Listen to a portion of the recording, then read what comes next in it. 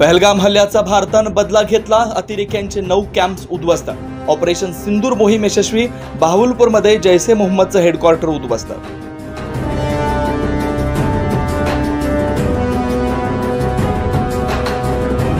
भारतीय सेनेनं अखेर पाकिस्तान आणि पाकव्याप्त काश्मीरमधील अतिरेक्यांचे 9 कॅम्प्स उद्ध्वस्त करून ऑपरेशन सिंदूर ही मोहीम फत्ते केली। भारतीय हवाई दलानं आज मध्यरात्री 1:30च्या सुमारास अतिरेक्यांच्या भावलपूर, मुरिदके, गुलपूर, लष्कर कॅम्प सवाई, बिलाल कॅम्प, कोटली, बरनाला कॅम्प, सर्जल कॅम्प, सियालकोट या 9 ठिकाणांवर एअर स्ट्राईक करून पहलगाम मधल्या दहशतवादी हल्ल्याचा बदला घेतलाय। भारतीय सेनेच्या या खास मोहिमेला ऑपरेशन सिंदूर असं नाव देण्यात आलं होतं। भारतीय वायुदलाकडून जैश ए मोहम्मद, हिजबुल मुजाहिद्दीन, लष्कर ए तोयबाचं तळ उद्ध्वस्त, मध्यरात्री 1:30 वाजता कारवाई। दहशतवाद्यांचं ट्रेनिंग सेंटरही उद्ध्वस्त करण्यात आलंय।